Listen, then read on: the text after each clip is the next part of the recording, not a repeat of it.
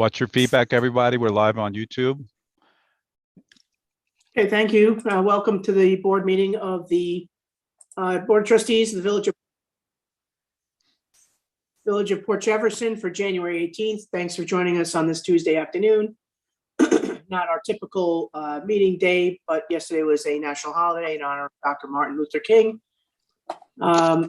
We have a rather light agenda today, but because we have a presentation being made to us by Dr. Georgette Greer-Key with our historian Chris Ryan and a fellow historian Mark Sternberg. They have been our mentors and docents at the Drown Meadow Cottage, which is well affiliated with Aspiring. They're going to be giving us a presentation today about getting museum designation at that location. As soon as we can get that document shared, there is a PowerPoint. We are having some technical difficulties, so as soon as that's ready, we will turn the microphone over to Dr. Greer. And in the interim, board members, I think the only items for approval here are, the minutes from the former meeting, some cleanup issues, really light agenda. Georgette, how you doing with that doc? You're good? You ready? As soon as I think Kevin is letting me in. Okay. You're in and you can share. You're in and you have connecting. Do you see it, Kevin? Recording in progress. You're in and you can share. Okay, thank you. Do you want to use one mic, either the phone or the computer? Mute the other one, please. Okay. Good. And Mark, if you want to email that to me just in case, feel free to do that. You should have it. Thank you.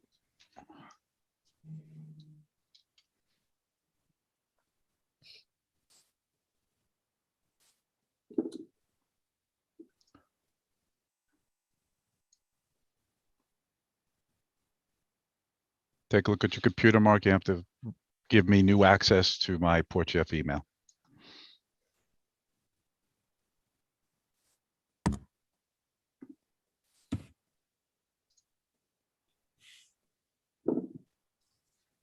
Georgette, I just want to make sure, am I sharing it or you? I think she's trying to share it. If you go to the bottom of your screen, it'll say share screen. You could share the document, but as soon as I get access to it, I'll help you out. Okay, I see. It looks like it's connecting, but if you have it, you can share it because it's saying that it's connecting. The permission might be through Georgette, so just give me a second. I have to download it and resend it. Yep. All right, so board members, we have a couple minutes. Go through the action items to approve the minutes from January 3rd. Were there any corrections, additions, or add-ons to the minutes as presented by Clerk Sakovich? Nope, All good? Okay. We have to create a calendar, I guess, for, I'm sorry. Yeah, for Kathy Ann, correct? For the state retirement system, Barbara? So number 2 is yes, request by the state this is retirement. the first. Yeah, this is the first step. It triggers them to they'll receive her calendar for 90 days. They will then approve it, make a standard work date that will appear on a future board agenda resolution. Okay, and everybody else, all the other board members, that has already been done for them, correct? Last year, yes. Okay, thank you.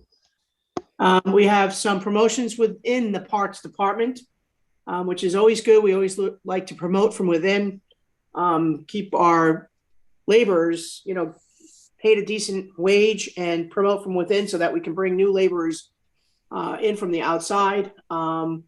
Phil has been with us for many years.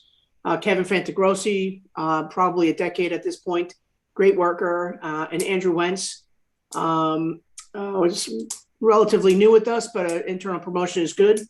And I have no problem supporting these recommendations by the department head.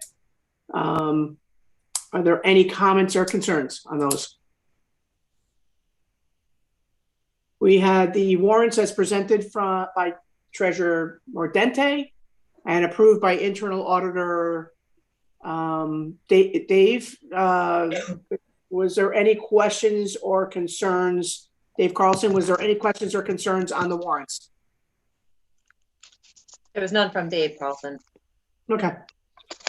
So I'll make a motion to approve then items 1 through 4. Very light agenda today. And is there a second to the motion? Second by trustee Snedden. All in favor? Okay, good. How are we doing on the PowerPoint? I need to receive a naked raw PDF. It's asking me to sign into something. So mark just the actual document itself. Thank you. Look at your chat, everyone. Okay.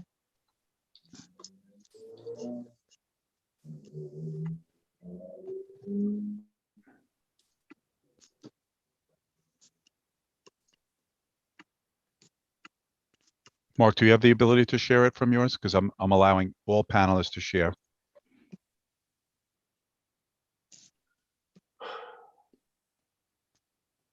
Mark or Chris, do you have the ability to share the document?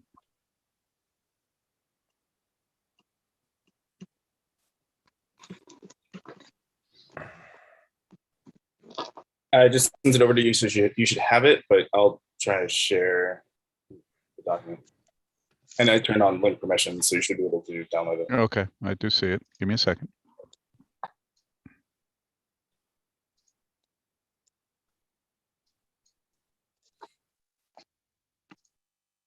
Oh, fun technology. Okay, here we go. Give me a second. Okay, you walk us through it. Everybody see it? Yep. Okay. There you Okay, yes, great. Thank you so much, trustees. Well, I know it's a light agenda today. So, but I do thank you for having us today. My name is Georgette Greer-Key, and I've been the, consultant and historian working on this project by way of, I serve on the Museum Association of New York and also the Preservation League of New York State, and also the Long Island Historical Societies, where I'm the president. So when I came to this project, it was very important for us to situate it where it is now. So just to give you an overview of the executive summary is to talk about how we collectively, in a concerted effort, try to make sure that we situated this museum in the place where we are now, which is the 5-year mark, where we're trying to provide a viable framework to create this as a museum. As you know, this building is a surviving Revolutionary War structure, and we feel that alone is absolutely fabulous, but we also cannot negate the fact that the historical landscape and the cultural resources of the village is very unique and rare itself. So this history with the Rowe family and the other Rowe structures places the village itself in a uniquely position in the founding of the independence of our country and our American heritage like no other. So you have a great village there, and it's a pleasure for me to work there. But this really puts us in a position where we need to move forward. Next slide. And so this brings me to my recommendation. Can you move it up to, yes, thank you. And so with that, I think that over the time that we've worked, this gives me to my recommendation that we now move forward with the chartering process and make it official. And look to the New York State Board of Regents, which gives us the authority to charter the organization. We have the track record. And like I said, the landscape, if you look at this map, it's a historical map. Of course, it's in the archive of your collection there. But looking at the landscape and everything that is on there, it tells you about the resources that the village has and its significance. We can be a 501c3. That recommendation can go forward. It can stay either on its own as a nonprofit. We can also form as a charter and be a friends organization. I've said it time and time again that we've built the relationships with other community-based organizations which is very important as well. We've worked with the library, we've worked with various groups, the school district, we've worked with the colleges, and also we've worked with the Conservancy to bring this history forward. One of the things that is important when you think about a building and the collections that houses, how is it going to move forward? The reason that museums are important is because they are incorporated under education law. So we are an extension of the education system. And so we have that charge, and it allows us to do things very differently. The unique partnership that this will have is that sometimes the museum can go for grants that the village can't go for grants. But when you are together in this intermunicipal agreement, it makes it very possible to go further. So next slide, please. Okay, so this is the very important letter. And this is the important letter, my colleague Mark here, one of the things that we had to do, we always think about how stories are told. Most stories are told from the victor. Who's the winning party? Goes the spoils. Well, this story is told, we had to go dig in the archives. In the archives, this was told from the loyalist point of view. So this letter proves that, we have a stake in the claim for the Revolutionary War. And so this letter was in the University of Illinois, and this letter was very important to us really being able to prove our existence. This was one of the letters that we had to go and authenticate our existence in the Copper Spy Ring. And so this really solidified who we were. And I think that you're going to be surprised a little bit later on that we have some more information that we would like to share with you. So this is very important to us, that we are also a research arm and that we continue to move that needle forward. Next slide, please. That's the next step. So with that letter and other things that we were able to do to go around to school groups and show off that letter, we had a lot of press around that letter. The next step was when it came time for the government to come around and do the George Spy Trail, we wanted to make sure that we weren't left out. I know Barbara Sackridge, I've seen her early. Thank you, Barbara. We made sure that we wrote a letter and that we were included in that spy trail, and that they did not leave out Port Jefferson. And would you have it? We have that sign right there on Main Street. So we were included in that. And so we have to make sure that we are not left out of the history, and that takes an active response and being included and being very mindful that we are present. And because of what we have been doing, we were able to make sure that we were included in that. So thank you, Barbara, and thank you, Mayor, for making sure that we wrote that letter to Congressman Swazi. So we made sure we got included in that and not left out. Next slide, please. Can I just interrupt you one half second? Sure. What I want to make sure that everybody understands is that, the little gray house, or the Drown Meadow Cottage, is the sister building to the Chamber of Commerce building. And the brothers Nathaniel and Phillips Rowe, these properties belong to that family. And we knew that. It was documented and proven, by Dr. Sisler, a prior historian. That's why we saved the cottage. Mm-hmm. But we could never really provide evidentiary proof of their connection to the Copper Spy Ring. And that's the significance of the letter that Mark discovered in the University of Michigan. That letter, in the second slide, it comments about the brothers Rowe, that the intelligence is coming directly from them. And that letter really brought us to another level with this building and making us, part of that Copper Spy Ring. I just want to give everybody a little background as to kind of leading up to why now we're going for that museum distinction, because that brings us to this next level in the eyes of New York State to earmark the building and our history. So I just wanted a little backstory, because yes.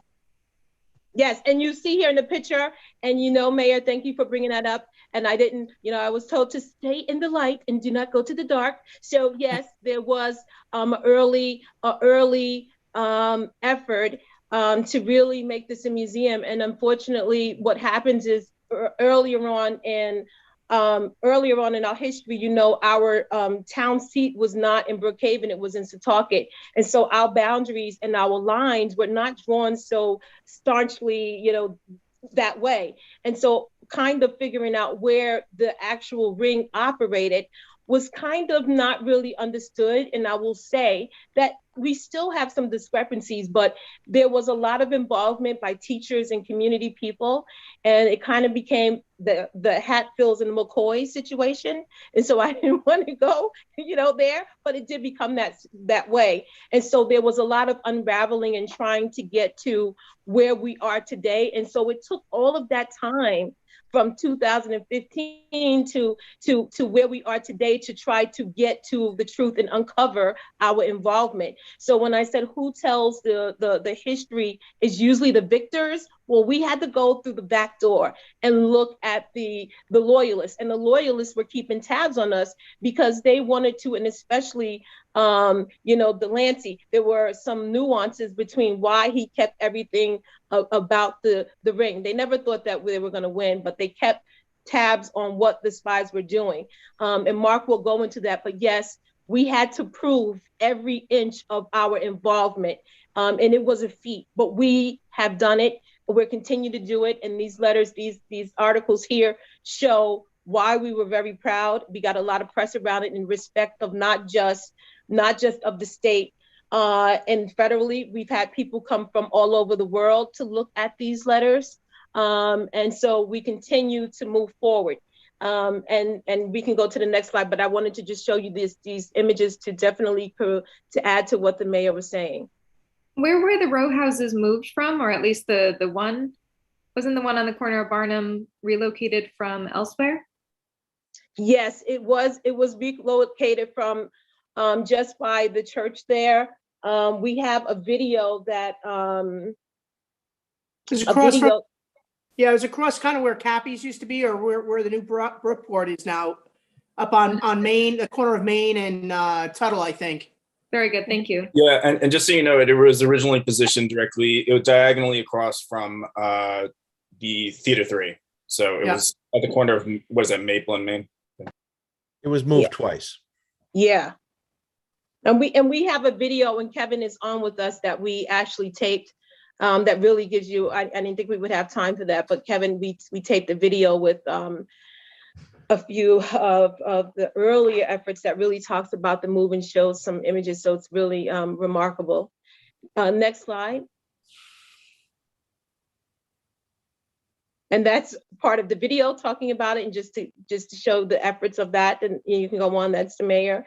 And then we also have the next slide. I think we have the next slide, Kevin, if you're doing it. Just showing the video and back to show the exhibitions that we had. And really talking about saving this building and why it was being saved, and the early efforts of saving the building and what it took is really focusing on the video.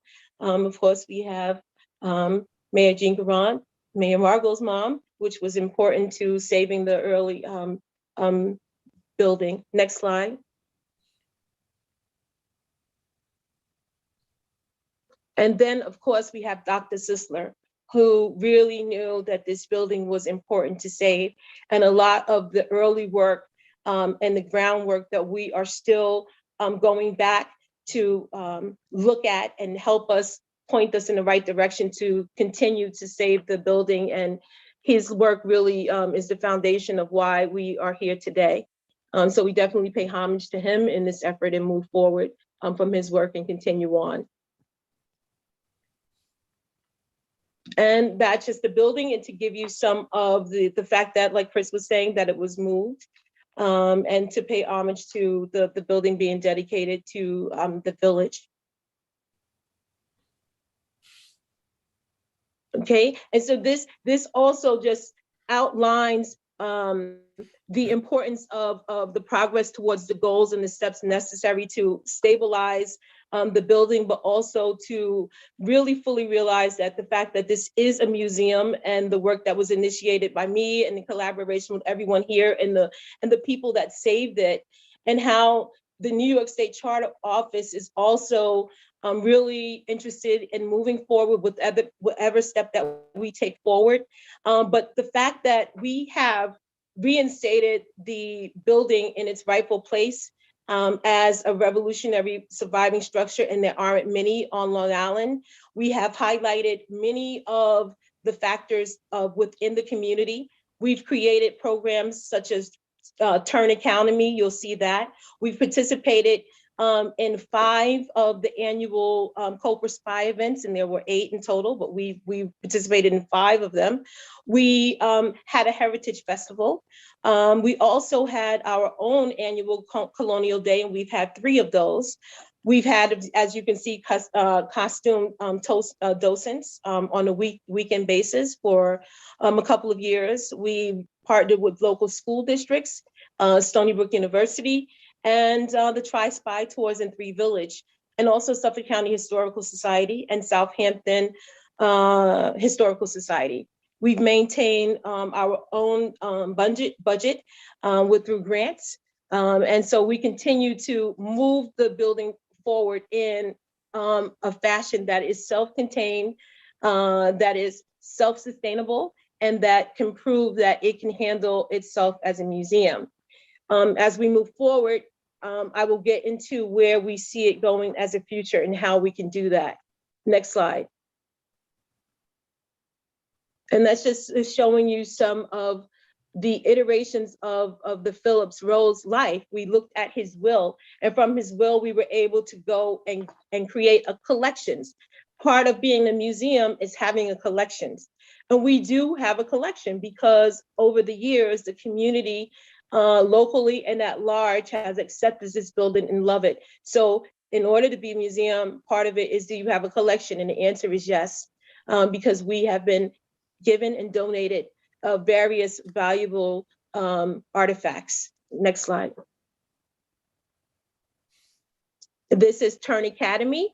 We were the first to have Turn Academy when Turn Academy was looked at as being something that was a negative. We used it as a way to educate what facts were wrong and how to get it right. So we used it as a teaching moment. And this is when no one was interested in Turn Academy. So they actually went through a course, a 6-week course that they would come to the Village Center, take the course, and then they would graduate. And this was the graduation. So that was really very positive, and that was in 2015, I believe, or no, 2016-15, so a half year. So that's the next slide. So we did that. And this right here is one of the exhibitions. We've had several iterations of various exhibitions, and this is a Curry Ives. It was Patriot Stand, and this was the Curry and Ives exhibition. And this was very important because we have the Prince Society of America as one of our donors and sponsors, who loans us very expensive Curry and Ives prints. And he's an investor and really believes in our mission. And so this was one of the exhibitions that we had done over the years. Next slide. Right, you can stop here. And this, if you could ever see this in person, it would be very important for you to see it in person, because you have no idea how beautiful this actual print is. And also, I can't help to look at this costume, and we know the passing of Nan was very important to the museum and to our community and village. And so we definitely miss her sorely, but this was another one of the exhibitions that we would have.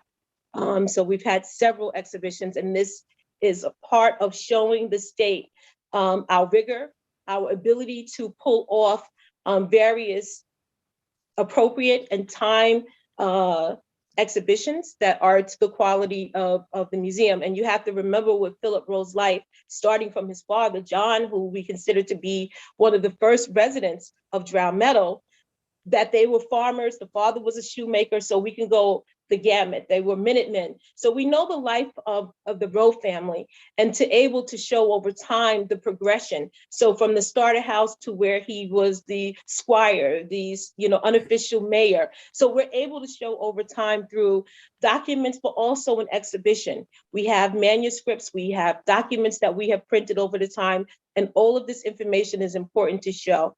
Next slide. And this is just another exhibition in that same place, where this one is very different.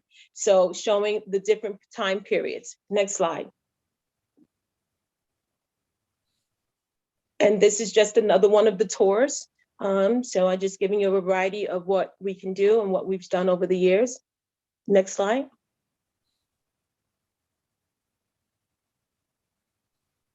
Okay, this is the Colonial Fair. This is time period colonial cooker, and we actually take recipes from that time and cook specifically from that time over the fire. So there are no, basically try not to use as less modern utensils at the time. So it's very important to do that too. I have so many pictures. I know the mayor was there, and she actually stirred and tasted some food. So it's very fun to do that. And we have other artisans that we work with over the years too. And I do have images, I could pass that on later, but we have a gentleman that makes wampum, he makes metal belts. Some of them we have indigenous Native Americans that we work with that makes broomsticks and different things. So we've done that over the time too. And we have people that have colonial games, etc. Next slide.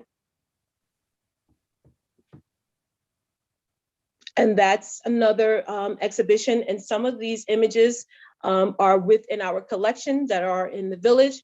And some of these things have been on loan to us from Southampton, which are very valuable. And again, that shows that we have those relationships that we're able to borrow from another institution. And some of these items had come from there. Next slide. And again, where did we get the idea to have those things? Those things were directly on Phillips Rowe's probate, his will, came from his will. And this was another exhibition with the Curry and Ives series. Next slide. Okay, and this right here is showing you the historic marker. So this state historic marker is talking about, again, what Mayor Grant said is that the fact that we have the historic designation from the state, and there was, again, a big effort to show this, that they have really understood what, what we have here. And so it's really important that that marker shows that we are important to the state's history and to the country's history. And so over the years, this is who we've been working with to try to further this history. And the funding sources that we've been going after have been these sources. And I feel that there's so many more, especially coming with our 250th coming down the line. And that's our logo. We worked with Susan Ofici to create this logo and all of our printed materials. Sue has done most of our printed materials. Next slide. And I will turn it over to Mark for this slide, please. Thank you. Thanks, Georgette. Everyone can hear me? So just had a question. How many of you guys are familiar with Aspiring generally? It's like, okay, cool. All right, so you guys have a general gist. I don't need to go too much into the backstory of it, but we had a bunch of discoveries related to the Aspiring. First off, you obviously know the one we had in 2013. We talked about it before, the letter from Nehemiah Marks tying Nathaniel and Phillips Rowe to the Aspiring. But we actually had a couple big discoveries this summer. First off, I don't know if any of you have a copy of Port Homes, but it's a book about each of the history of all of the homes in Port Jeff.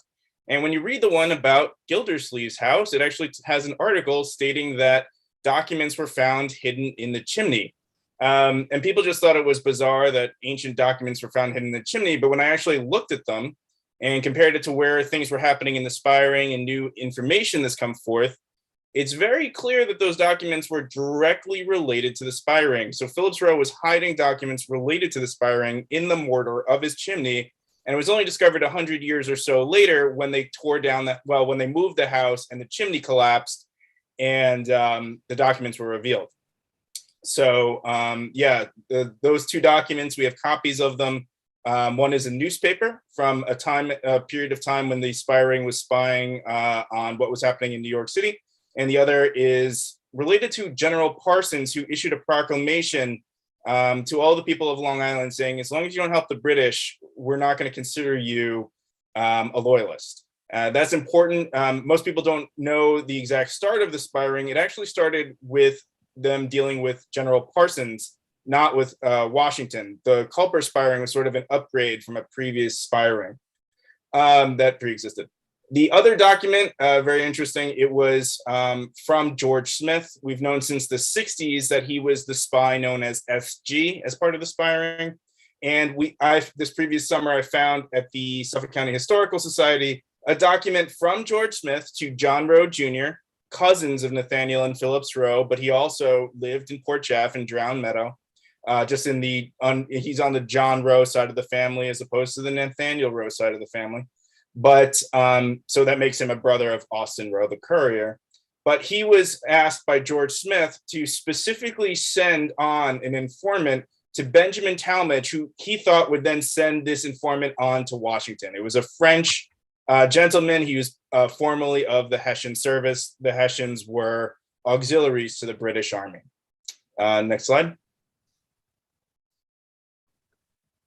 But we've also had more discoveries tying specifically Port Jeff to the spy ring, Drowned Meadow, and also what we call Mount Misery. It's the neck that contains both Belterre and Harbor Hills.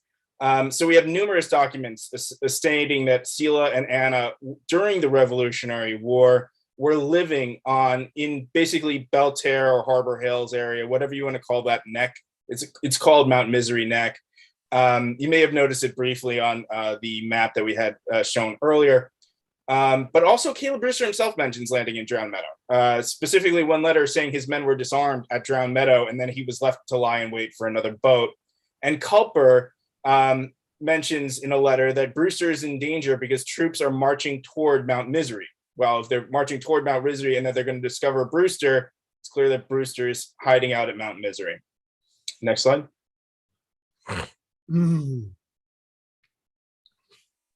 So that was some of our previous reveals. We revealed the last two discoveries as part of our previous Culper Spy Day in September.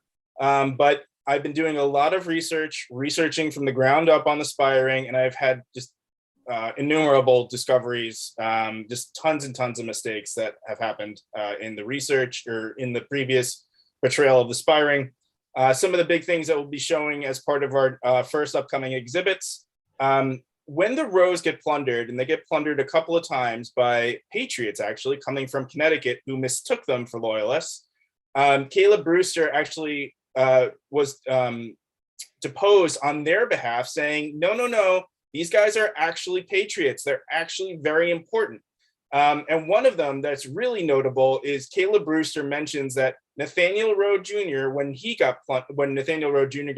gets plundered, Caleb Brewster is deposed and says, not only is Nathaniel Rowe an important patriot amongst the most important of the Sons of Liberty, he also says that when an American ship called the Schuyler crashes in Mount Sinai, that when troops flee that ship, that Nathaniel Rowe Jr. saved several soldiers by hiding them in his basement, including Caleb Brewster, from British forces that were out there looking for them because they all had to abandon ship. Another document I found recently says that John Rowe Jr., who, as we already saw, was dealing with George Smith, John Rowe Jr. was sending goods via a captain named Daniel Lawrence to Thomas Treadwell Jackson and Sylvanus Dickerson. What's interesting about that is the last two are known members of Benjamin Talmadge's dragoons. So they were directly underneath Benjamin Talmadge. They show up in the Culper spy letters a couple of times. And what's interesting is when you put all of that together, his John Rowe Jr.'s knowledge of George Smith, along with his connection to Sylvanus Dickerson, it becomes clear that when you look at earlier documents that say that Washington, with the help of George Smith and Sylvanus Dickerson, was running an illicit trading ring, essentially smuggling, as a cover for his intelligence ring, it becomes clear that they were directly referring to what was happening in Drowned Meadow, that an illicit trading ring, a smuggling ring, was happening back and forth from Drowned Meadow as a cover for Washington's intelligence ring. So that'll be our first rotating exhibit, documents related to that. And it should be pretty interesting. It's a great thing for us to start with. And John Rowe Jr., Austin Rowe's brother, playing a key part. Next slide. And we have, again, more documents tying the culprit spy ring specifically to Port Jeff. We have an additional intelligence report. This one came out about a month before the Nehemiah Marks letter, saying that Brewster was landing at Drowned Meadow Bay. And then we also have another document saying that this one's interesting. If you guys watch the show Turn, they make Simcoe out to be this crazed villain. But the thing is that he was specifically ordered, John Graham Simcoe, to come to count cattle at Drowned Meadow specifically. The letter says to go to Setauket and into Drowned Meadow to count cattle. So I think that's a very interesting question, is how John Graves Simcoe was ordered to go to Drowned Meadow, an area that probably had 3 houses of all of the islands, and how he even heard of it. So that's an ongoing question, but for fans of the show, it'll be certainly interesting to know that Simcoe came to Port Jeff. And I'm continuing to do my research. In fact, tomorrow morning, I'll be on a 7:34 ferry going up to Hartford, Connecticut, going through the documents at the Connecticut State Archives, likely focusing heavily on the maritime court records, because that's where plundering documents come up. And that's where a lot of these good depositions have come from that I found so far. And Chris, I think you're going to take over for here. Yes, this is me. So I just wanted to talk about our plan for 2022. As you said, we have the budget to continue on this year. So again, we were talking about how our year will look for this year is to, again, open up with the exhibition that we've been planning. And so we have an exhibition that we're planning in March. One of the things that we were thinking about is that we worked on for November, but we didn't get to finish it, was the outdoor interactive information exhibition, which is signs that will be along the side of the house so people can look at that. And then from April, to November, we want to have costume docents that will be available. And this plundering day that you're hearing so much about, there were 2 dates. So we want to have plundering dates that will actually happen. And we're hoping that Cobra Spy Day will go on, because the last 2 years we've actually had Cobra Spy Days. Some people have done flex hybrid Cobra Spy Days, where some people have gone live or had where people can come through safely, providing the CDC guidelines. But at the moment, we are not under any guidelines that, that will prevent us from, safely doing anything. And just to also tell you the significance and the importance of now, I know I've mentioned it to the mayor, and I'm sure you may have seen that 2026 is a very important year for us and for our country, that we have the 250th anniversary celebration of the American Revolution. I have been on the New York State's 250th working group planning since 2018. And there is funding that is coming down. And I think that we're in a position to be, at the forefront of that. And so we need to start planning now. We have been planning. If you go to the website for America 250, you'll see that we are ahead of the game. There's some states that haven't even started. And so I want to make sure that we're in this plan. And I think we're in a unique position. I think, Main Street is good business. We have an economic impact. So I think that is really good, because when they come to museums, they go to our restaurants and they shop. And our connection to Connecticut is really important. So I think this could be a real plan for us. And we have to begin to do that now. I always go back to that moment where we had that Pokemon. I never forget it. It was crazy. You know, we had to have extra people working.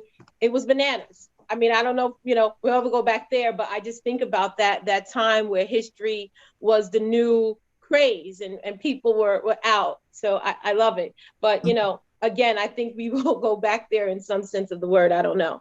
But next slide, I think it's Chris. Oh, no, you can leave it there. Oh, go ahead, Chris. Okay, can everybody hear me? Can you hear me? Yes. Can you hear Yes. me? Okay, Yes. very good. Okay, so I just want to recap, you know, what's going on here.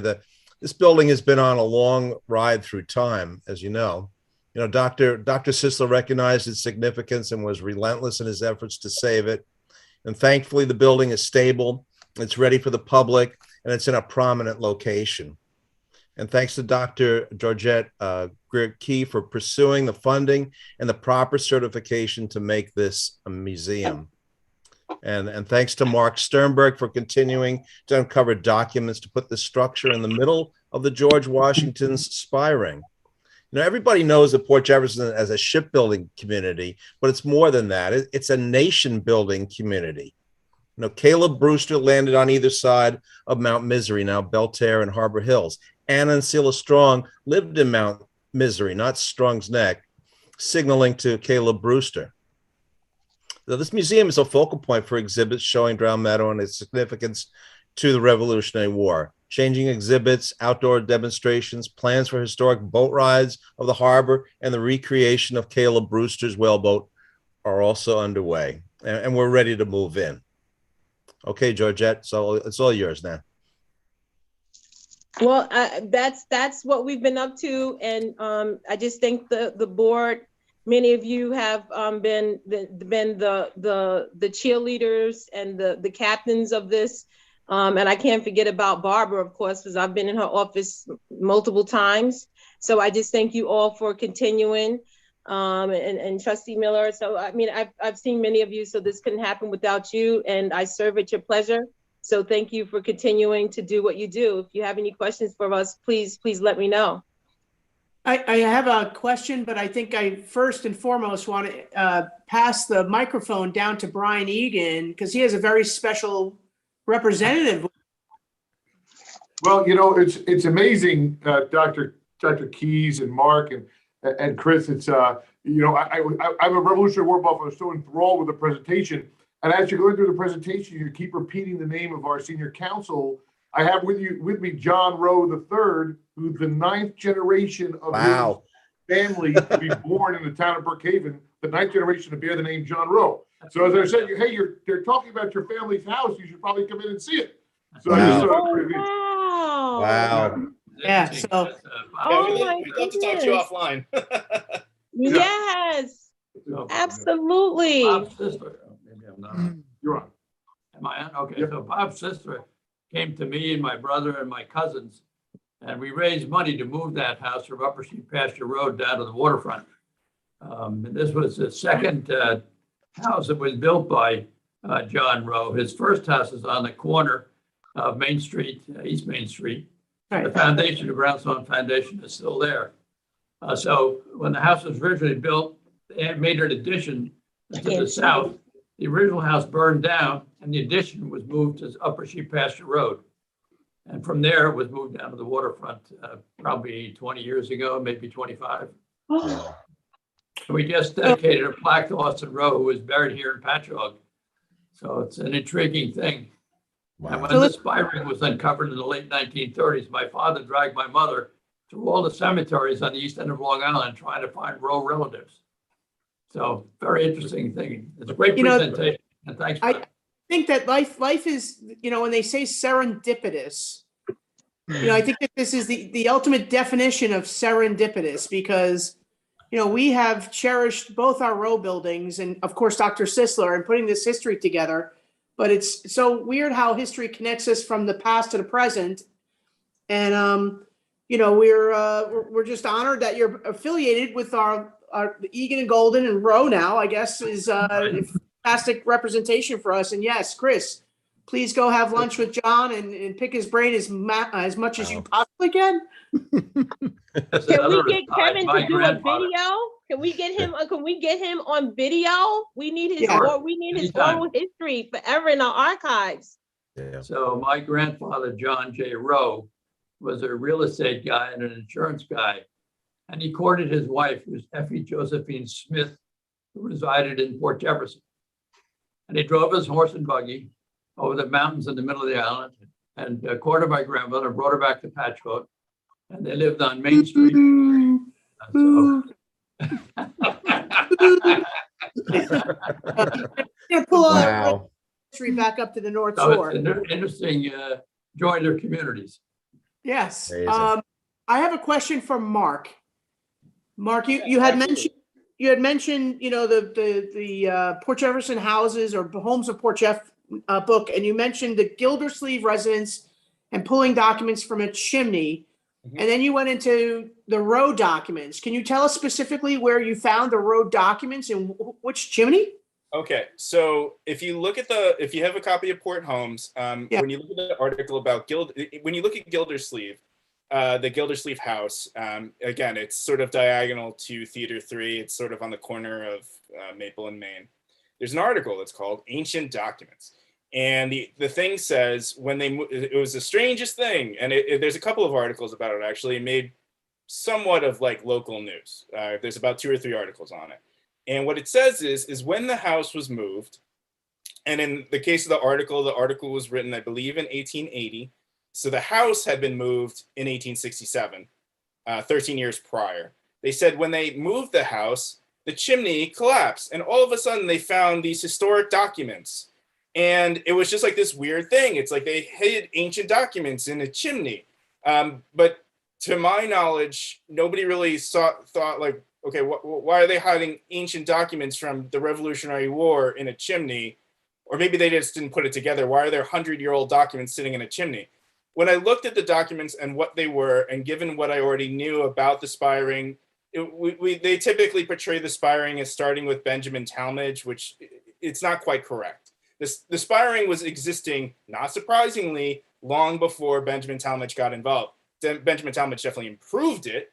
He did several key things to improve it, but it existed more or less under Silas Strong initially, and Silas Strong was dealing with a different general, not Washington. He was dealing with General Parsons, Samuel Holden Parsons. So anyway, when we see the thing, so we don't know all of the documents that were in the chimney. We know 2 because they're identified specifically in the article. One of those 2 documents was a proclamation from General Parsons. That makes perfect sense. This spiring at that point was working with Parsons.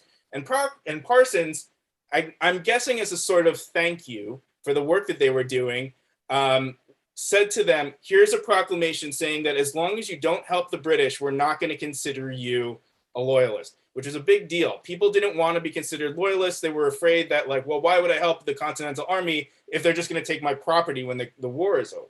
So that's one document. The only surviving copy I've ever found of that document, I don't know where the one ended up that was in the chimney. That's a mystery that I'm still trying to solve. Okay. But there's another copy of it that ended up in Clements Library in Michigan, where we found the Nehemiah Marks letter. So they sent us a reference copy. So far, we're going to ask for a formal copy of it. Okay. But the second thing that we found in the chimney was an article, sorry, not an article, a Connecticut newspaper from 1781. I think it's June or July. Anyway, the point of that, what's unique about that newspaper is that it has a very, very long article explaining the movements of Cornwallis. And when you know what was happening at the time, when you compare it to what they're doing in the spiring, George Washington had asked the spiring, hey, I need to know if troops are leaving New York to help Cornwallis, because I may either attack New York and reclaim New York, or I might go and help Lafayette down in Virginia, which leads to the Battle of Yorktown, if you guys know your Revolutionary War history. Well, the spy ring was doing that. This newspaper, because the rows and the rest of the spy ring are cut off from the mainland, they have no idea what's going on in the, outside of the way that the Tories are presenting it. This is basically briefing material saying to them, this is what you're looking for. This is what's happening.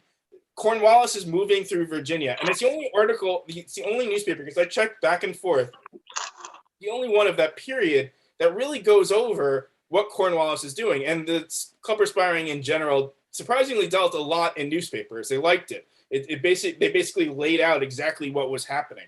So it's a really good resource for people that are cut off from the mainland, cut off from those other news sources. And just to put it in perspective, Caleb Brewster was definitely meeting with the Rose specifically during that period of time because he got depositions from them and carried them to Connecticut. They had just been plundered, I think a few weeks before, and it's, part of our plundering day, but it was in June of 1781. They were plundered violently. And Caleb Brewster, who was friends with them, took these affidavits from them essentially to Connecticut saying, basically what happens in these maritime courts is you say, was this person a loyalist and properly plundered, or were they actually secretly a patriot and you just stole their stuff and that wasn't right and they should get their stuff back? I don't know what the Rose were doing specifically at the time, but for some reason, only Caleb Brewster and a handful of people knew that the Rose were patriots.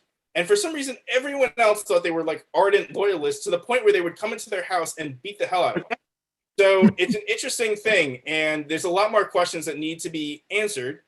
Specifically, what was the role of the Rose in the spiring? But I have to say, I found just innumerable documents that just, there's so much that is not right about the current portrayal of the spiring that honestly, I'm probably going to write a book about it because I have just so much material to go through. So this is fantastic progress. And, the reason why we're presenting to the board is because we're looking to seek, museum designation to go to the New York State Board of Regents to get a charter to become a museum and, officially dedicate this building on a year-round basis to having archival exhibits and interactive learning programs. And so that's going to take some work, correct? Yes. Okay. So you're going to be sending a proposal along with this or? Yes, I'll be sending a proposal. And so what we will be doing simultaneously, I'll be sending a proposal to start the charter process, but we will also still be continuing on as the museum on our regular activities. Right. And all of the information that, that Mark is talking about, we are cataloging the documents that we need to get from, officially as the village, we have to go behind and get them and you'll have access to that as well. Right. Okay. So the next step is for the Board of Trustees we don't have to take any action right now, except, I'd like to see your proposal to start to pursue, I think I'm not alone. Can I see a sort of a way of people who are inclined to think that this historic designation and an official 50 not for profit 501c3. Sorry. Thank you. Is the proper way to go so that the museum can have its own legs, can go for its own funding, and be self-sustaining and continue to enrich the history. All, of course, putting Port Jefferson on a landmark map, of global and proportions. So for me, this is a no-brainer, and we're so fortunate to have Georgette and Chris and Mark, who's a Port Jefferson Village graduate. 2001. Yeah, and as a history, student and discovers this letter of significance while he's at the University of Michigan. It's pretty amazing how this is all coming together. So I think we really should that direction. We really should own Caleb Smith because Caleb Smith came here. I mean, we really should. That should be our hero. He's the one, and the Strongs and the Rose. They're all, the heroes of Drowned Meadow. Right. Well, the more documentation, just like we had to do with the letter of significance to get it authenticated, the more of these documents that you're pulling together, it'll kind of pull that history closer and closer to us and rewrite the book, as we should say, or, the turn, I think, was American Movies Classics, AMC. Somebody else will pick it up and do it even better because it was a little rough around the edges. But more importantly, the history buffs will seek out and come to the village of Port Jefferson to learn of this rich history. And I'm very excited by it. Just, I know, and I want to thank you guys for putting this wonderful presentation together. I'd like to find a place for this presentation to live on the website along with the videotapes, and kind of promoting the direction, and also, the history of the American Revolution, the 250th anniversary coming up in 2026. We think that sounds like it's far away. It's really not far away, but that's a huge, carrot in front of us, because there's funding associated with putting on some events in celebration of the 250. And I have a vision, Mayor. We're going to make it happen, but I have a vision of them coming out of that water in that boat.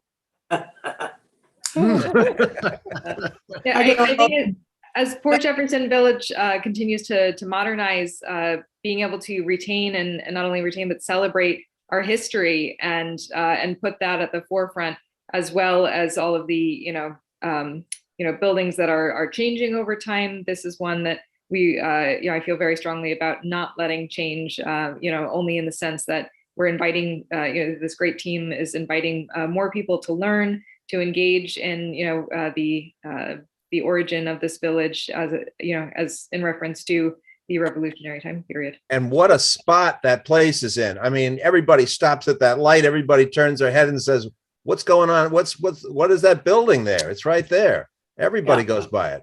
Yeah, it's great. Great gateway. The enthusiasm during Spy Day this past September was incredible. I think people are just looking for it to be more and more open, and I definitely would be more than happy to work with our team to do more soft openings before we have an official opening, especially soft openings that would correspond with some of the events in the village. Like, I don't know if the ice festival is too soon, but some of the events like that are happening throughout the village. Yeah, we'll the ice festival is the 23rd, 24th, but moving forward, the building and the museum, the history should be plugged into every event. But we could sit here and talk about this all day, but I do have some other things I need to discuss with my board.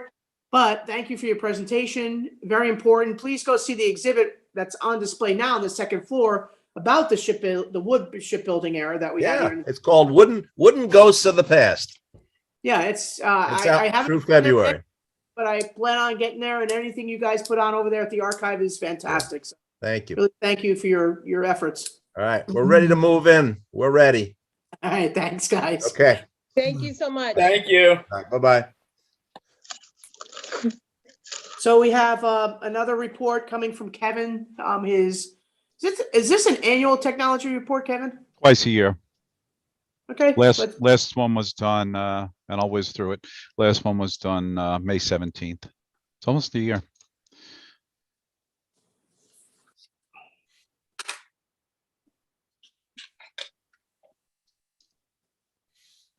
Okay, we don't want that. We want that. Can you see that slide? Yes. Good. Okay. As I said, thank you for allowing me to give these to you, Board of Trustees and Mayor. As I think technology is moving so fast in the world, I think they're probably important twice a year. Last one given May 17th, 21st seems like 10 years ago. So nothing changed in our ITS partner in Ronkonkoma, who has been really working with us very well on a day-to-day basis, literally. I'm not going to go into the past too much, just tell you that on the horizon for us this month, actually, next month, is changing to stronger password, two-factor policies, so that we can stay out of harm's way in terms of ransomware and things like that. We're going to be instituting some DDoS ransomware software for detection before it ever happens. I think you all just read this just happened in Riverhead, I believe. So it is a real thing. The other significant change I'd like to do for the first time is bring the Port Jeff Country Club into the fray of our network. It's been its own island. We have not been able to manage those computers except for being there physically. So I'll have something for you to look at this week, but I think it's a great idea. There are 7 total computers there, and they should be under our management for sure. And I'll do Q&A after if you'd like. This is just a review, not much changing in the way of the number of computers. one additional in the Pro Shop. However, every single computer is now Windows 10 Pro. So we achieved that goal, and we needed to. We have 3 total servers, 1 in DPW, 1 in Village Hall, 1 in the court. That court server, we found out, does serve the court data. It is backed up daily. We talked about our hardware servers going end of life by October 2023. So we'll be planning for that somewhere around October 2022 for either new servers or the like. We'll have a couple of choices. Our code department, our parking department still run off the cloud, completely off premise. Our new Edmonds software is now completely off premise as of 2 months ago. And Municity, which will be uptown at 88 North, will also be completely cloud-based. So we all know that offers just, constant upgrades, less maintenance, and complete backups of data. So I'm real happy with that. Considering the court computers, we found that in talking to Elizabeth there, that these computers were extremely slow. I finally got a hold of somebody at New York State, and I had 3 new Dell shipped, which have faster hard drives. They were just installed, so hopefully they will work faster for us. There was no charge for that. We're going to look at taking one of those workstations and putting it down at the first level where the new windows have been installed, just for ease of use and servicing of the public. We just installed at Village Hall a card entry system. Quite amazing. That's just what you see. A card magically opens the door. Those of you that have tried to use a key in that door will be pleasantly glad that this system is now upon us. So that offers a lot of advantages, including time stamping ins and outs. As I said before, our village runs on Edmonds software right now in the cloud, and soon to be Municity 5. I understand we're really starting to get underway. They were a little bit under construction there for a month and a half, so we're really starting to get underway on this software starting this week, actually, which offers a host of great possibilities for the building department there. Parking tech remains as so. Our QR codes were extremely successful. Last year, we had upwards of 62% of parkers using QR codes to park. Our space counters working wonderfully at Barnum. We'll look maybe in 2022 to look at putting them at different lots. I had this nightmare 2 months ago, just because I've been working so much with QR codes. I had a nightmare that somebody or a group of people would replace our QR codes and start to do criminal things. And sure enough, news broke today that that's what scammers are doing. They're actually replacing QR codes at all different locations. And it's not that hard, actually. Change the QR codes and siphon money out of the system. We're ahead of this because I knew it was going to happen. Sooner or later, again, this news just broke today or this week. So there are ways we can get around it, but basically it's faking the person going to park that they're actually using our systems to park. And we are ahead of it. It will not happen here, but I want you to be aware of it, that it is happening nationwide, worldwide. We now have 3 EV chargers in the village, the newest one at Baker's Alley. This is also a story that broke yesterday. BP claims that EV charging stations are on the cusp of being more profitable than gas pumps, which I thought was absolutely amazing news. Pumping electrons into cars. We will promote this new location very hard. We're waiting for the weather to clear. We're going to have our good friend Don Famularo pull up in his Tesla, and we'll do a nice little video there to let people know this new location on the east side of Main Street exists. Our grant-based camera program is complete. Working on some software in the background, but this quickly shows you just how far we went with this. We really cover a very good part of the village. We used something called 4-head cameras. So each camera is actually 4 views. We install 1 camera, gives us 4 views. We have over 100 new views of the village. And that, I think, is done tremendous in providing us information for quality of life and other issues issues that are not so good and good. We developed a new policy in the last couple of months, which I think we heard that we'll just have camera footage going to the police, and then that will be dealt with the Suffolk County Police Department. little more details on those computers. Quite a bit of storage, 40 days, 24/7, 100 plus new security angles added. Our new footage distribution policy is in place. And we saw that inside our buildings, a lot of the cameras were 10 plus years old. They were very cloudy, almost in some cases unseeable. We're replacing those as well. For the first time, we have cameras at East and West Beach. We could only do this through cellular means. There is no other way to get service down there. We were very intelligent and smart about the way we did this. We took existing cameras and retrofitted them down to these beaches. We did not spend any more dollars in doing this.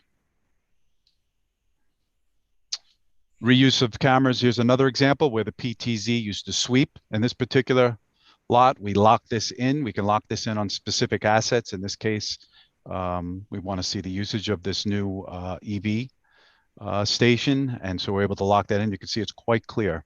So we have not only the 360 camera there, but we also have the reuse of the PTZ camera as well.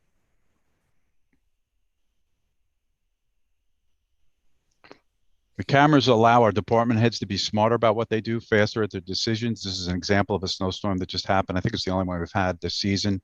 This was early morning, I believe, 8:06 a.m. And it kind of shows you three, angles. We have a lot more angles in this. Barnum entrance, Texaco exit, East Main stairwell. For the first time, we have coverage down at East Main. I was very happy to have that because we had some unfortunate instances in that area. So we have that covering all of the East Main area there. But you can imagine that DPW department heads are able to see what's been plowed, what's not been plowed, and make decisions based on that. This is something I covered last time, our parking and code enforcement handhelds and platform you know about. Very efficient. Now, instead of 5 handhelds, code enforcement has 8 handhelds. Obviously, during the busier times, they are needed. Information at our fingertips. Administrators can look at exactly what's happened in parking enforcement at any given time. That was an example of the dashboard. We went a step further and we integrated that system with a permit system. We're able to now, these are all integrated, where residents are able to get permits, apply for permits, and in this case, also the ticketing system is all available during the same platform. It's on the same cloud. So we've connected those 4 operations together. Kevin, just point of clarification, when you say view permits, what is a view permit? View permits that are available for our residents, like a resident permit or an owner permit. So when they hit that button, they have all the different permits that are available. You mean parking stickers? Yes. Yes, Okay. we're calling them, yep, they're not called, permits. Okay, thank you. Yep.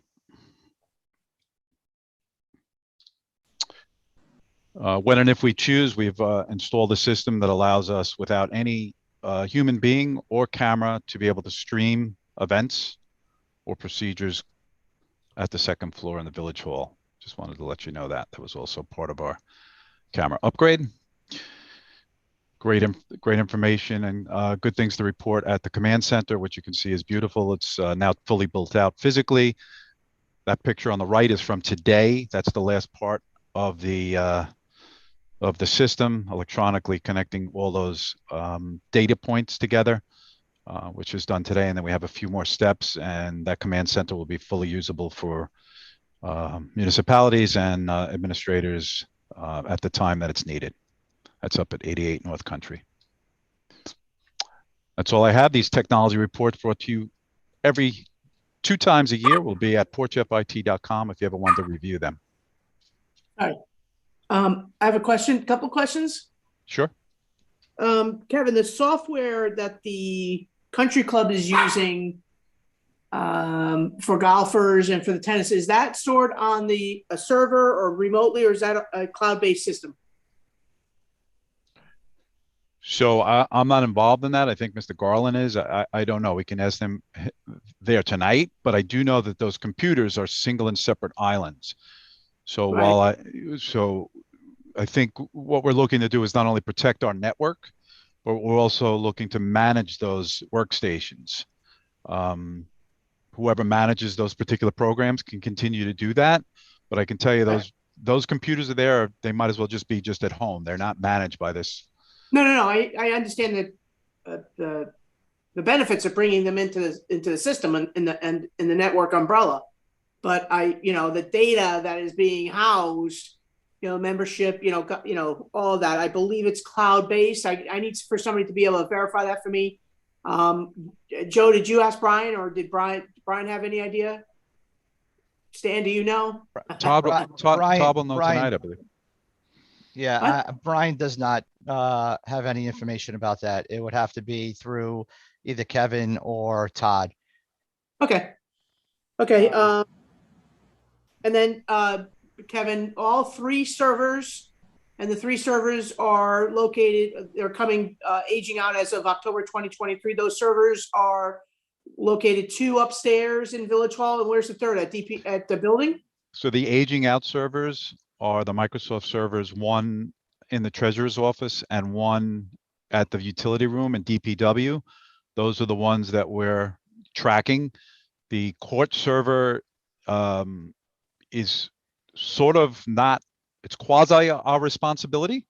New York State, as I just told you, had given us 3 new computers. New York State themselves had thought that their information resided on one of the computers. It doesn't. It does reside on the server. So I'm actually still investigating the right way to go with that, but it's not nearly as critical as the other 2 servers. Okay. All right, those are my 2 questions. Thank you. Anybody else have questions? Comments? Kathy Ann? Yes, Kevin, the streaming camera on the second floor, how does that work exactly? How would we implement that if we wanted to live stream an event on that second floor? So here's the benefit of it. Whereas live streaming today in 2021-22 would be either by a phone, which is unprofessional in its look and the sound is terrible, or to do it professionally with cameras is often, is an investment. It costs money. This is automated. I had the sound system hooked to the camera, and it's a PTZ camera, so it can be controlled like a robot. So it does require someone to be at the other end, but they can be anywhere. So for example, I could be anywhere and and actually start that stream on YouTube. And the sound at the dais would be connected to that camera as well. Say that again. You broke up a little bit here. The actual sound from each of the mics, which makes a big difference, goes through that stream as well. So if we were going to, let's say, stream a public board meeting, all of our microphones on the dais would be attached to that. But if somebody from the audience speaks, would we need them to step up to a microphone? So I think they should step up to a podium, and there should be a microphone there, but we could do a room mic too. The problem with the room mic is it sounds decidedly different than somebody being very close to a mic. So I would recommend they step up to a podium. Okay. Great. And I'm sorry, that camera's in the back of the room. So anybody that would step up to a microphone at a lectern or whatever would be their back to the camera. It would be their back to the camera, unless I suggest a 45-degree angle, so the board would see the person. Yeah. Okay. Thank you. You're welcome. Anybody else have any questions for Kevin? That was a good report, Kevin. Thank you. Yep, thank you. So we didn't request any formal trustee reports, but I'll just go around because we really want to focus some good time on where we are with our bluff situation. But anybody who have anything quite quick that they'd like to report an upcoming meeting or event or something, I'll go around. I guess I'll start with Trustee Miller, and I'll make sure I circulate around. All right, just very quickly, members of the community have been received information on community choice aggregation. PSEG is going to be generating gray hydrogen power. They're going to have these Bloom Corporation devices in Melville, and they're supposedly offering a 10% discount on that as to the cost versus the cost of LIPA. Recent developments, I had mentioned CCA a number of times, and the issue was that LIPA was the only part of New York State that was exempt from this. And a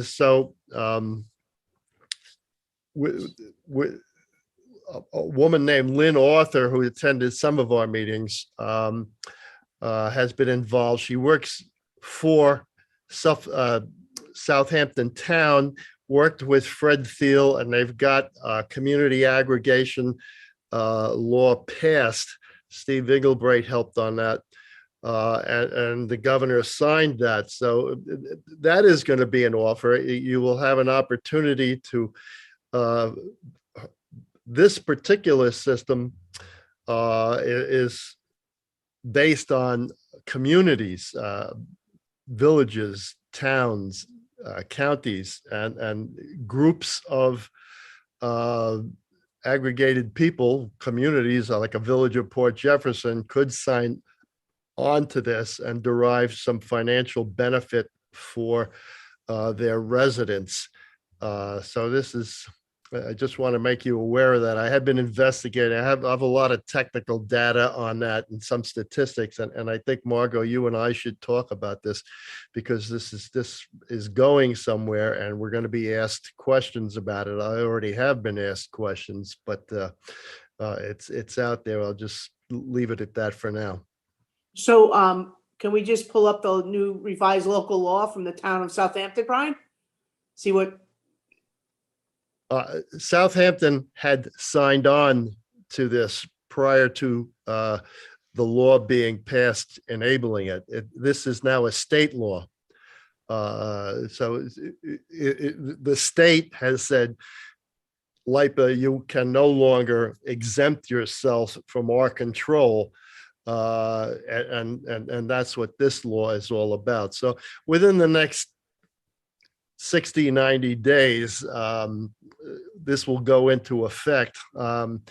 Ms. Arthur has advised that whatever that magic date may be, the very next day they will be in full effect on it and will be enforced. They're working with a company, Joule, Joule, as in the unit of measurement, who has experience throughout New York State with these CCA programs. Okay. All right. Well, we'll definitely look into it if we can participate. I think we wrote a letter to LIPA at that time, advocating for us to be able to participate in the CCAs. Yeah. Because we knew LIPA was exempt. So if we can break through that and it's now state law, maybe also Engelbreit can help us write our own, local law into legislation so we can take advantage.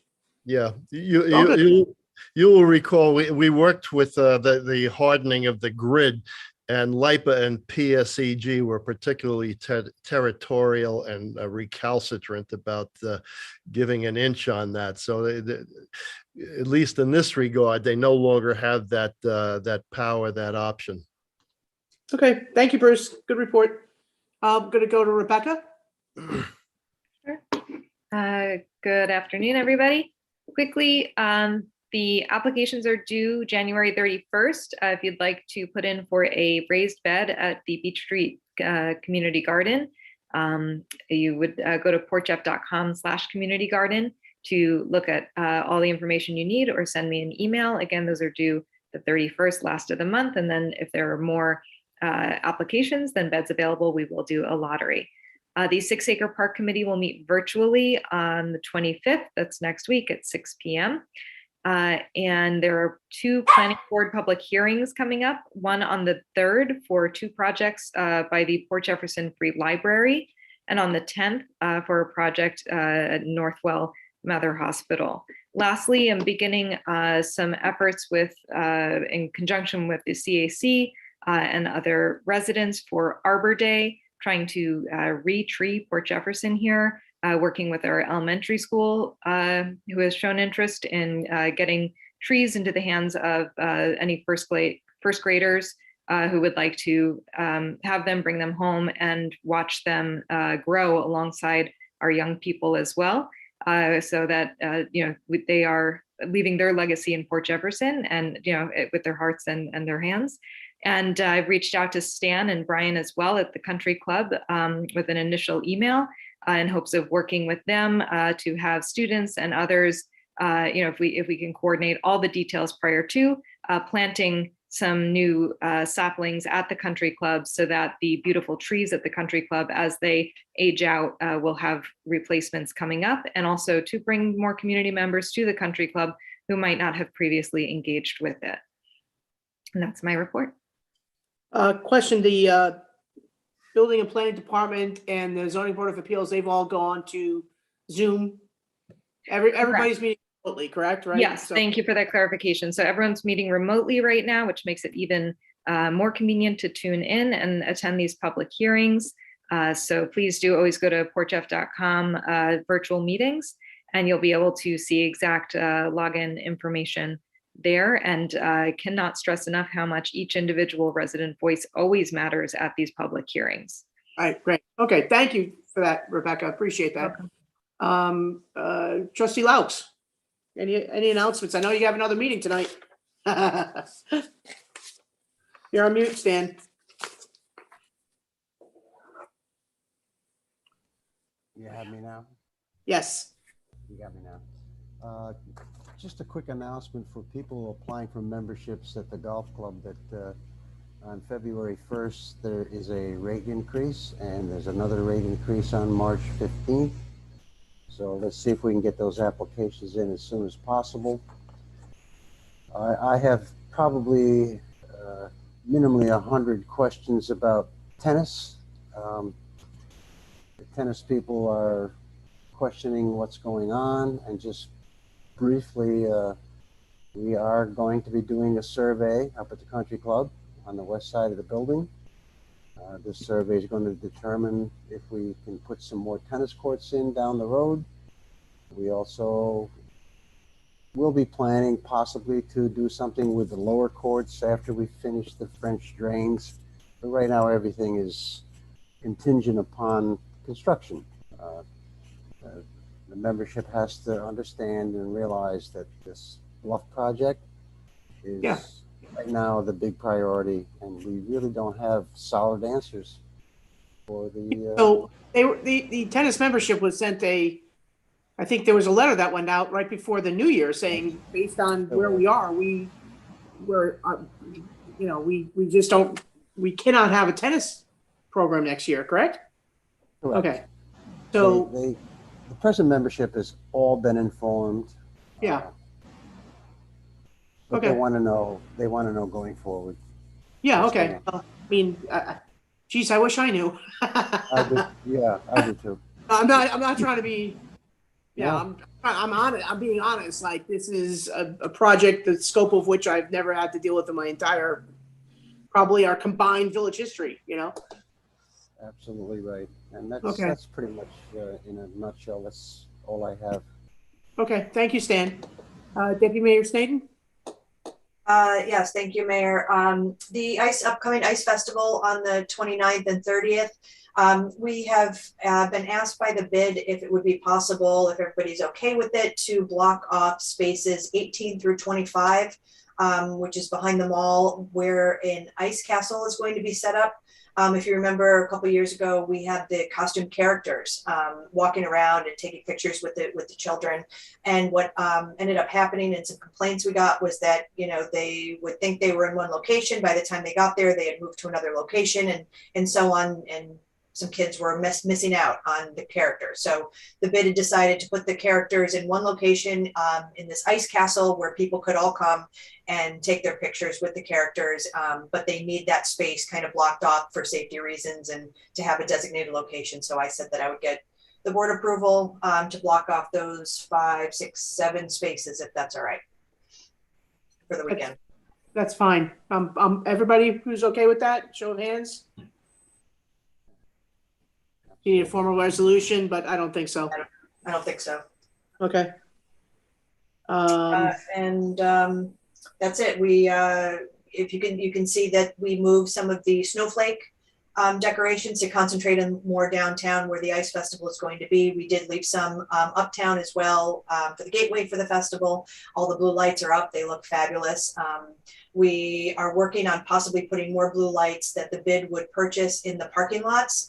Dave was looking at the different poles, if there's electric available, without going too crazy. We don't want to have to add any electric, but if there's ways to incorporate the parking lots where people will be parking and walking around, that'll happen. In order to cover any damage that could possibly occur to any sculptures, in the budget allows for them to rebuild the sculptures for the second day, for, you know, unfortunately, if there's any vandalism or if there's any high winds and things get knocked over or there's any melting. So the second day, the sculptures will be brand new and fresh. So people who weren't able to come the first day, come the second day, will still have, you know, the full effect of the beauty of the sculpture. So we're excited about that. There will be bands playing. We would like to, the other question I have for the board is that we block off Mill Creek Road, because like we did last time, to put an ice sculpture there, one of the larger sculptures, again, for safety purposes with people walking. And that's where the band is going to be. And yeah. Yeah, as long as it's the same model as the prior year, or I guess 2018. Yeah, that's my understanding. Okay, so make sure Fred is aware, and you know they got to put the barricades up the night before. We have a lot of tenants or residents, other businesses that are impacted by that. So I'd like for all of them to get advance notice. Mary Ann is going to handle notifying all of the residents and business owners by letter. So just like we did the prior year, 2 years ago. So there's a lot of events going on. I think it's going to be great. It'll be a nice event. Let's pray for some good cold weather. Mac and cheese crawl is happening that weekend as well. So yeah, it'll be a good weekend. Yeah, I hope so. Is that it? That's good? Yeah. Okay. So, you know, I really want to focus some discussion on where we are with the bluff and the lower wall. I just wanted to also report I had an update from Sarah Lansdale, who is Suffolk County, the Land Trust. I'm sorry, I just lost it there. The Suffolk County Land Trust. She is the chief operating officer, and she gave me an update on where we are with the Fairfield, the Lawrence Aviation property. I apologize. And it's a great update. Basically, the federal governing agencies have allowed the town of Brookhaven or the land trust to take part in the settlement agreement, which means basically that there'll be a deed in lieu transferring the property from Cohen to the county. The county is looking at the parcel having 3 different uses. The electric train yard is the primary use in conjunction with the MTA to electrify the line, which is great news, advancing that project. The second use is to expand the Green Belt Trail. And the third use is to subdivide a portion off where there are the industrial buildings, to have those properties redeveloped and put back onto the tax roll. Interestingly enough, for the last 10 years, Suffolk County has been subsidizing the loss of tax revenue for all of the local taxing agencies. That is going to end. The DEC, the federal government's now handing that ball over to the state. The county will no longer be handing the back taxes or funding the back taxes. It's a significant number. So they've been meeting locally with the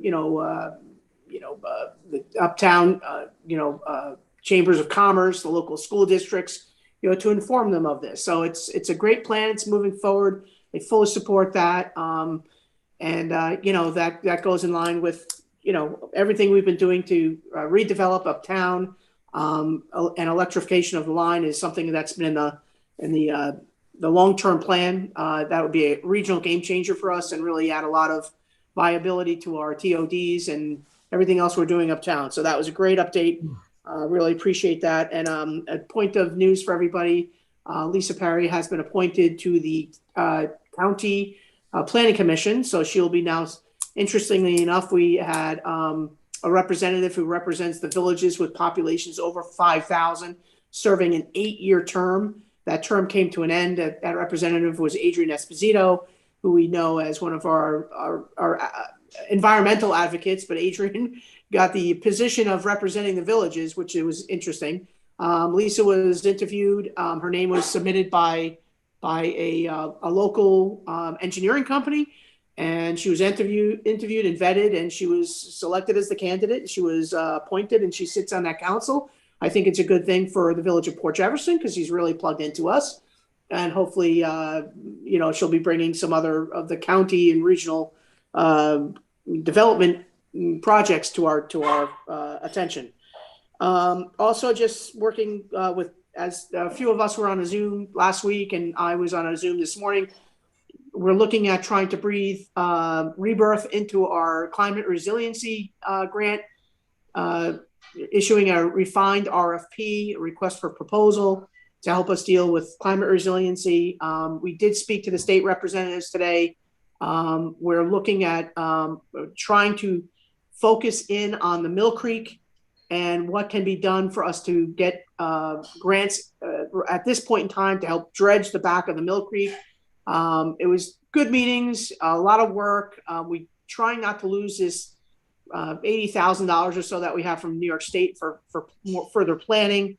So to be continued. A lot of different people are plugged into this issue because it has a lot of different tentacles. But with that, I really want to get on to where the village is. Been working with, I know the treasurer's office right now is focused on budget. We're meeting with the various department heads, looking at their budgets. We've issued a spending freeze because we're in month 7 is under our belt. We're heading into the home stretch.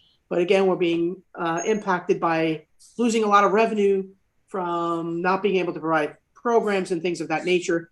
So we're just really trying to be careful. So leads us to a tricky, very difficult conversation about the bluff restoration behind the country club facility itself and the 8 tennis courts as they currently exist, the 4 upper and 4 lower tennis courts. Everybody's seen this. Newsday is knocking on our door with articles.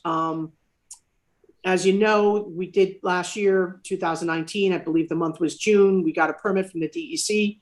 However, we had to wait until we got the Army Corps of Engineers permit, which I think was issued in the month of, I want to say October. Don't hold me to these timelines strictly, maybe September, which now having both those permits allowed us to officially go out to bid for the project. The plan calls for the installation of a steel wall, approximately 240 linear feet, but the rock revetment or splash wall that goes in front of the steel wall continues for a total of 400 linear feet. The steel wall only really protects from the beach to be just beyond the country club facility itself. The extension of the splash wall will protect beyond that to protect the upper 4 tennis courts.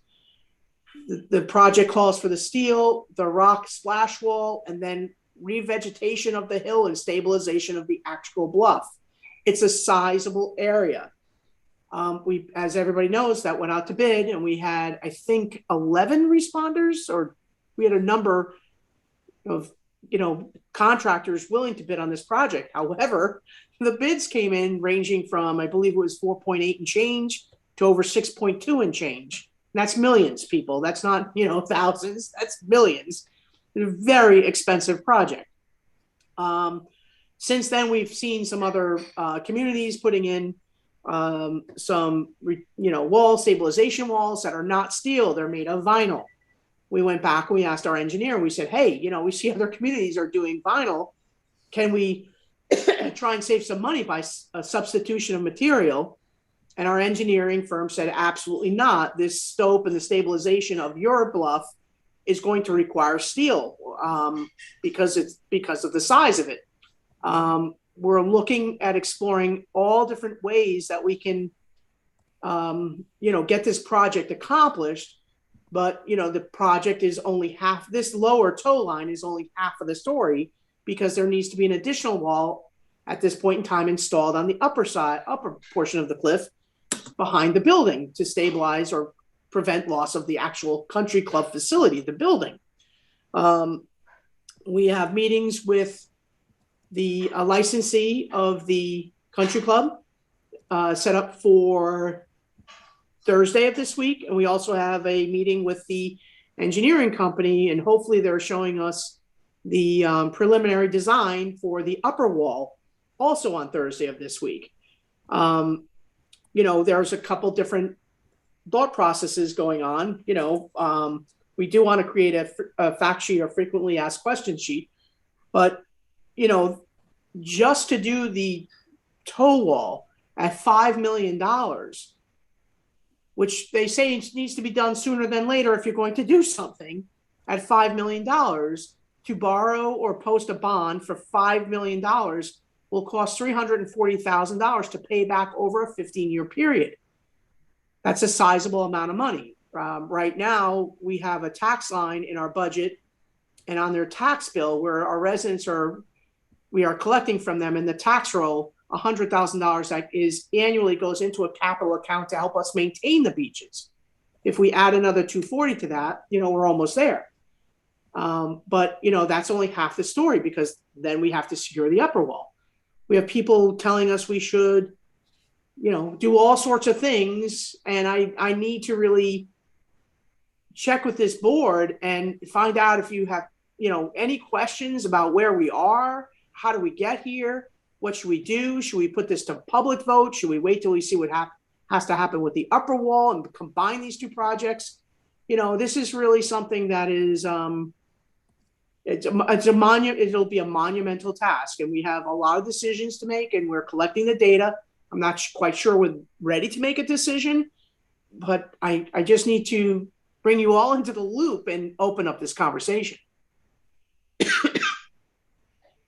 Is there any comment? What is the life expectancy of this if we do it? I mean, That's a great question.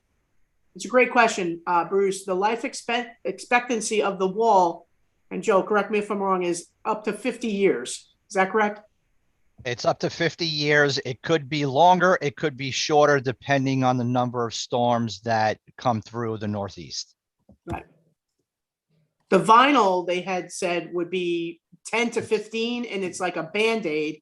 It could be repaired. You could take out a piece of sheathing and replace it with another piece, but it wouldn't provide us with the stability that the steel does. Correct. It would. Our understanding is the vinyl wall would require much more maintenance than the steel wall over time. And again, it's also depending on the weather coming in here in the Northeast. So if it's 15, 20, 25 years on the vinyl side, if we get 3 or 4 or 5 strong storms that come through, that could significantly reduce the time frame for the vinyl wall. Rebecca? Has there been any looking at what it would cost to, instead of like either in conjunction with or instead of trying to stabilize the big heavy building at the top that is a matter of how many feet now from the edge, looking at somehow moving or obviously moving a building of that size is probably impossible, but somehow looking at the top of the cliff as opposed to kicking a can down a 25, 50-year road is a pretty long road, but still just sort of looking at the lifetime. Yeah, it's a great question, because that's why we have to have conversations with the licensee at that building, explore what options we do have on the upland side. Some people have said, hey, what are you doing? Just let Mother Nature take its course and deal with your upland assets. But right at this point in time, the tennis courts, we're getting those surveys done. We're studying the topography. We're going to be pushing those courts back, trying to utilize some of the land on the westerly side to maintain the same number. If we can't do that, as close as we can to the same number of courts. But it's really the facility at this point in time that is really the big question mark. I think my second comment would be that having the sum bids for both of the projects, and then calculating sort of at the end of the day to the taxpayer, it's how much is that adding to my taxes annually, and I would be more inclined to let them make the decision, for. Right. So that's a definitely, listen, we've lost so much time and we couldn't do anything until we had the permits. Like waiting to see what happens, what they have to propose to the upland, maybe putting both projects out and letting the voters decide and putting it to the ballot in June. I hate to do that to you guys, but there's no other way to say yay or nay, because it's a big decision that'll have impact on our residents, over the course of 10, 15 years. We have not looked at the cost of moving the country club building. I think that number is probably even bigger than the cost of doing the stabilization projects. But would it cost us anything to get an estimate on a demolition of the building? So we brought PW Grosser up there. Joe started that 2 months ago with Steve. Correct, Joe? You want to? It was Holtzmacher that was up there. Oh, I apologize. Yeah, I mean, we can certainly look at bringing in a demolition company to come in and do a walkthrough and give us an estimate on the cost to take that building down. Obviously, in their opinion, they think it's going to be a significant amount of money to take that building down. Then you have to look at the significant amount of money that you would be investing to build something new. And if there is asbestos in that building, that cost alone is going to drive it up even more. I mean, it can't hurt to get someone in to give us an idea on what the expected costs are, but it's probably going to be a pretty significant number as well. And if we do move the building, one of the things that we need to factor in or take into consideration is how far forward are we going to move it, because that would impact some of the parking up there as well. Well, I had a thought. I think it would help our cause if we had an estimate on demolition and rebuild versus the lower wall and the upper wall and the French drains and the total package. I agree with Stan with the having those to compare, and also we've spoken as a board of how the use of the country club, it's not of course the facilities for our golfers and our tennis members are being used regularly and are should be somehow rebuilt, but perhaps not if rebuild did not have this huge catering hall function, that has been reported to be in decline as far as its use goes. It would we have a license agreement, so that's why we're having a conversation with the licensee, because the building itself is not unstable at this point in time. There's really I don't believe I can condemn the building, Brian Egan. I can't condemn this building right now. Nope, it's fine. So condemnation of the building probably won't happen for 5 or 6 years. I'm sorry. He thinks somebody's at the door because I moved my chair. So, it's not just something that, we can definitely get those numbers. But don't forget, we got a number to demolish a house that was basically almost falling down. And that number was like 130,000. This building has a steel I-beam. But again, these are all great ideas, but lining the people up, getting the estimates, and we'll do that. But Kathy, what were we going to say? If we were going to start exploring building options, one thing that I was thinking of, and again, depending on the license agreement and what happens with that, but the catering hall appears to be what is closest to the bluff line. And if we were to eliminate the catering hall on the bluff side and not move the building, maintain the main structure of the building, and then rebuild on the south side into the parking lot that way. So kind of taking the building this way, taking this portion of it, kind of rebuilding it away from the bluff. I don't know how much room that gives us or time or whatever, but that was my thought process. So we just built a 10 by 10 emergency command center, Joe? And how much did that cost us? 500,000? 5 and change.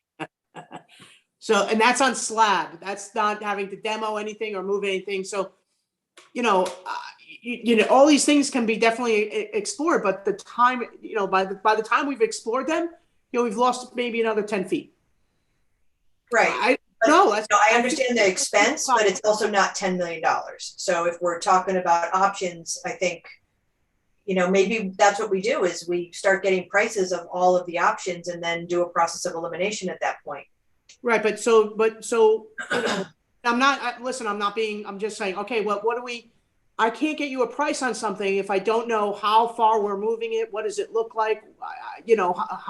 What kind of utilities you want? Like, I understand abandoning the back of the building and buying as much time as possible, but there's got to be, when you're looking at somebody to try and give you, we can get ballpark figures probably, but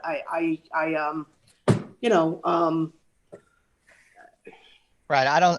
A contractor is not going to look at the front of the building and say it's going to cost you, $3 million without seeing some type of design.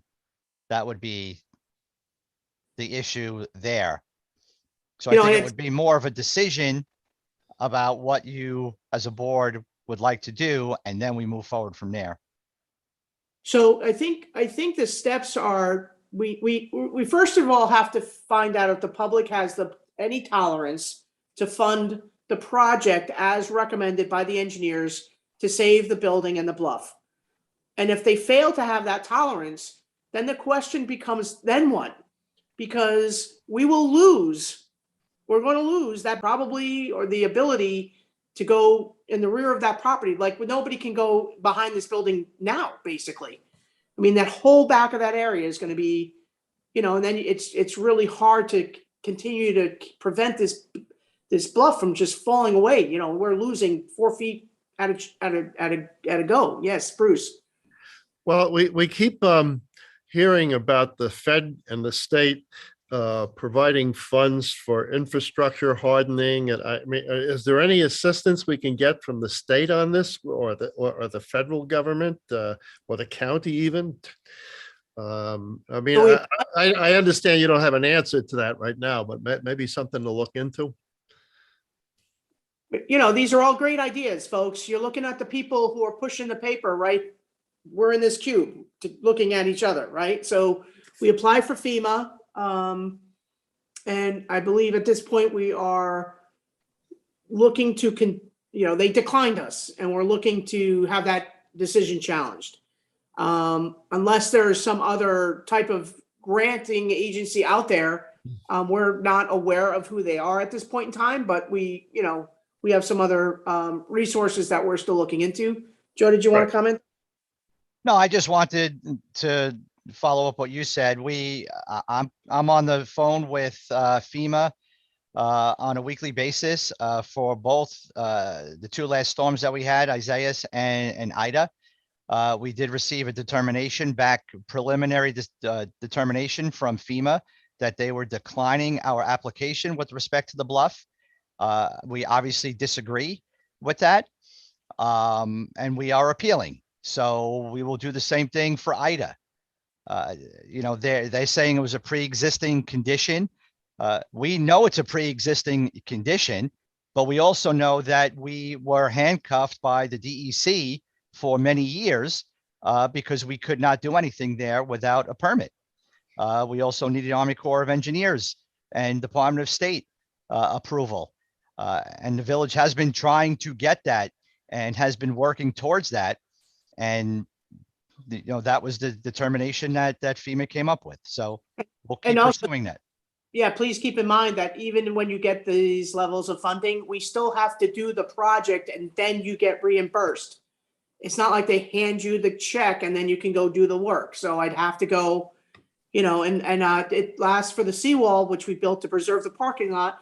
It took FEMA almost 2.5 years to reimburse us. So we had to float that bill, no pun intended, for those, fund the project and then, pay the bill until we got reimbursed. And, so, these are all great suggestions, but, And they also only pay up to 75% of the project cost as well. Right. So the village would be out of pocket at least 25%. Rebecca, did you have something else you wanted to say? No, thank you, Mayor. One other thing I just wanted to mention about the building, obviously if nothing is done and that bluff continues to erode and it gets to a point where that building does ultimately fall down the cliff there, the bluff. It's my understanding that the village would be responsible in the cleanup of that. So we would receive some type of violation from DEC. So I think we're in a position where we have to do something at some point in the near future. Very interesting. They So, won't let us Brian- do anything, but still hold us responsible. Right. I agree with that, Stan. Incredible. Yeah. Margaret, when you mentioned, finding out the tolerance of the community for these different options, my question, I guess, is to Brian, and what is the procedure for doing something like that? I meant putting it to public vote. Yeah, I mean, you could do that on a referendum on the bond. If we knew what the project scope was and the amount, you have to have a referendum anyway for the bond amount. You could do that. We've done that before in Port Jefferson, and add it to the ballot. You could also take informal polls. I mean, I don't know how scientific they are, but there is a mechanism for that. But it's really the integrity of the data that comes back is important to whether it's actually a useful tool. All right, so no. So, and I was thinking, because we only have half the picture with the tow line, and we're meeting with the engineers to see if they have the plans for the upper wall, maybe to rebid both projects, because obviously mobilization's, a big part of the cost and cost of material. Maybe the project is better bid together, and if they do the tow line, if we just go for the tow line now. Okay, the timeline is going to take 3 months for the steel to come in. The engineer would not be able to work, and he would need to work starting May through the summer, which kills our entire beach season. So we'd have to close the road, we'd have to close the beach, we have no beach program, we're losing an entire season. Whereas if we wait for the upper portion and we put the project together and put it out to bid and get a number, then they have to order the steel. Let's say that's June. They have to order the steel. We're looking at having the project done September, October, November, hopefully, when the beach season is behind us and we're rather okay with not having access to our beach. I mean, these are all the types of decisions that have to be made. It's not an easy process. So Do we have an idea how far away they are with final design for that? I think that's the meeting for Thursday, which we just scheduled today. They promised us, Stan, Bruce, I'll get to you. They promised us, Stan, that's okay. They promised us that they would have a preliminary, 80% done by the end of January, and that's where we are right now. So I think that's why we're going to be Zooming with them on Thursday, and because basically they know that these numbers came in. Originally, we thought the lower wall, toe wall, would be something like 2.8. Everything's just doubled in price. It's crazy. Bruce? I have two questions. The first one's for Stan. Stan, is there any place that we can relocate the country club facility, the building, away from the bluff? Obviously, the golf course takes up a lot of space. So are there holes that could be shrunk, or are there corners of the course that we could be filled in? Well, there's quite a bit of distance between the front of that building and the roadway that runs between the golf course. That could be moved forward quite a bit. One of the things I was thinking of is to either, it had been suggested to like Kathy Ann to move the building, which may not be feasible, or to reconstruct the building, but reconstruct the building near the first hole, etc. And that way you put your parking lot in front, which is far more expendable than a structure. I'm just thinking out loud. Yeah. I mean, that's a strong possibility. I mean, we don't, it would be a heck of a lot easier for as far as the budget is concerned, to try and fill a $240,000 hole than a 400 or possibly more, like but again, I'm probably, at some point going to make a motion to go into exec session so we can talk about the contractual issues. And if there are no other questions sort of about, where we are and strategy, maybe it's time for me to make that motion. Move to enter executive session. To speak about a contractual matter, and I second that motion, and the time